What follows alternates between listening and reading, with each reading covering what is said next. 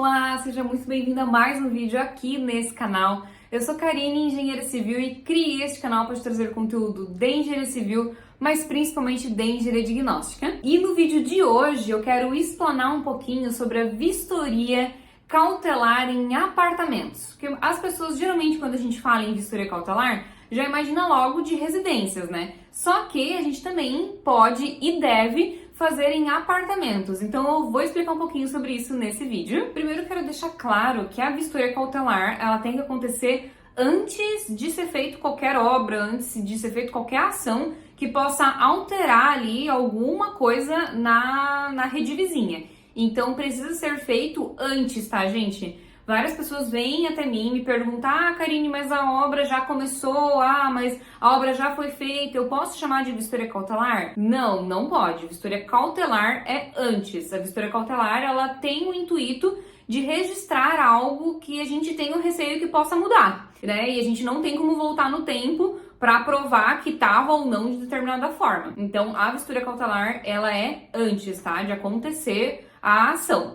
Aí, depois que aconteceu, aí esse teu trabalho ele vai ter outro nome, ele não vai ser vistoria cautelar, aí ele vai ser um parecer técnico, onde você como profissional vai analisar ali a situação e vai dar o teu parecer sobre aquela manifestação patológica, aquele problema. Mas não é vistoria cautelar. A vistoria cautelar, ela tem o intuito de dirimir dúvidas futuras. Então, a gente realiza ali a inspeção, a gente tenta ali congelar o estado daquele imóvel da melhor maneira possível, para daí futuramente, diante de alguma dúvida, de alguma, enfim, né, de alguma discussão ali, pega esse material que tá tudo ali registradinho, bonitinho, e tira-se as dúvidas. Existia? Não existia? Se existia, qual que era o tamanho? Como que mudou? O que que progrediu? Então é para isso que serve a vistoria cautelar. Outra coisa que eu também queria esclarecer é que todo mundo pensa que a vistoria cautelar ela só deve ser feita quando é obra nova, quando alguém vai fazer uma obra nova, uma construção, e na verdade não. Se a pessoa ela também vai fazer uma ampliação, se ela vai fazer uma reforma, ela também precisa resguardar ali os vizinhos dela. Inclusive, esses dias veio uma pessoa, né, um aluno do Fórmula Laudos Técnicos com dúvida a respeito disso, que o cliente veio até ele pedindo um trabalho ali, um laudo, porque o vizinho fez uma ampliação na casa dele e reformas em outros cômodos e gerou danos na casa da cliente dele. E daí ele tava me perguntando se seria vistoria cautelar de vizinhança.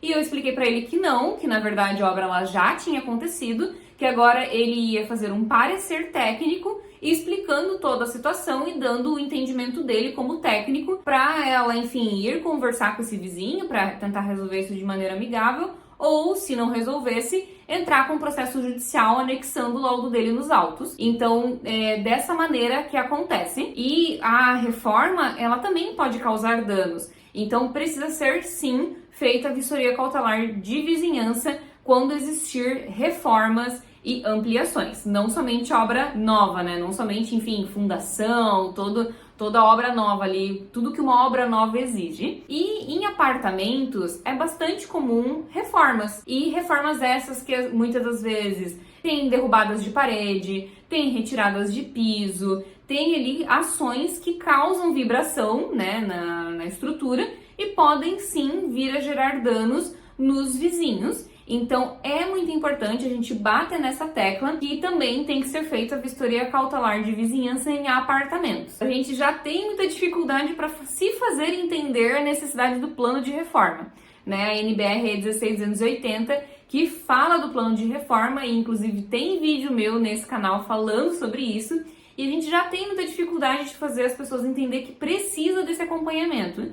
E imagina e explicar para ela que além do custo do plano de reforma, ela tem que ter o custo do laudo cautelar de vizinhança dos vizinhos dela. Aí ela já desiste da obra no meio do caminho. Mas, gente, acontecem problemas, acredita em mim. Esses dias, né, uma cliente minha me contratou o nosso escritório para fazer o plano de reforma, o que, né, já é muito bom, que a maioria não faz. Então, nos contratou para fazer o plano de reforma e que ela ia fazer grandes reformas no apartamento dela, que é um apartamento em um prédio mais antigo, então ainda não tinha esse conceito aberto, então ela queria derrubar paredes de cozinha, de quartos, tudo mais. E era uma obra bem significativa.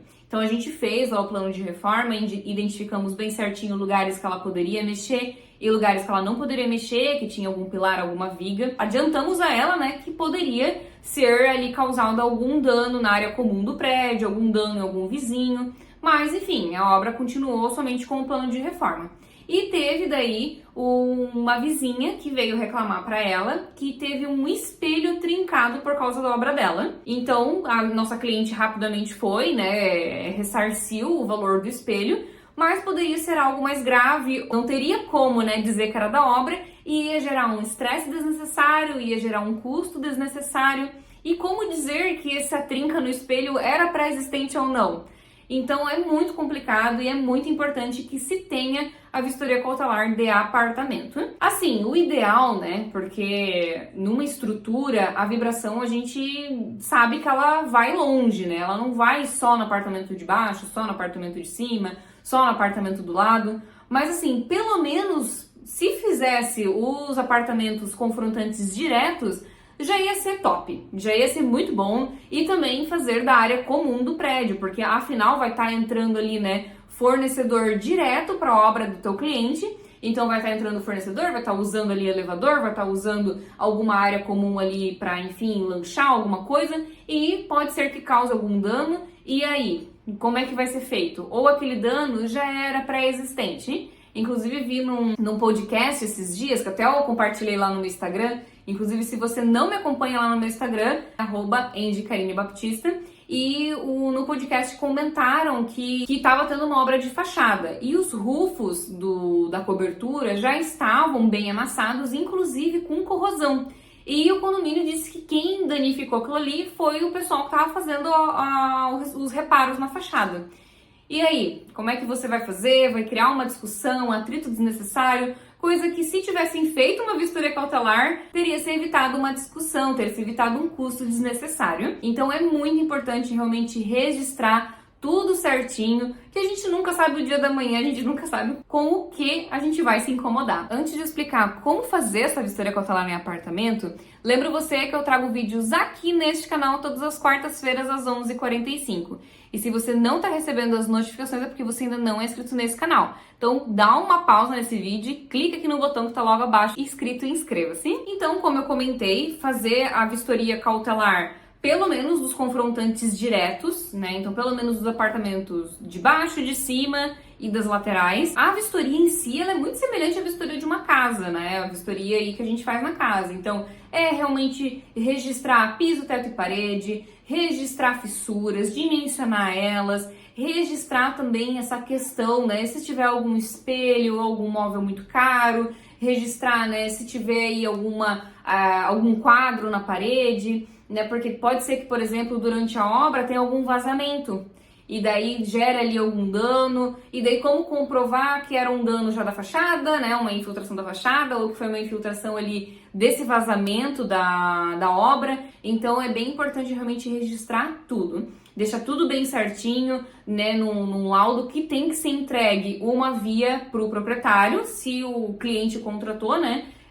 A pessoa que vai fazer reforma, se ela que te contratou, tem que ficar uma via com o teu cliente e uma via com o proprietário do apartamento. Mas também lembro que se o cliente, por exemplo, não é ele que vai fazer a reforma, mas ele sabe que o apartamento de cima ou do lado vai fazer uma reforma muito significativa e ele quer se resguardar, ele também pode contratar uma vistoria cautelar no seu apartamento, tá, gente? Nada o impede de contratar um engenheiro para fazer essa vistoria.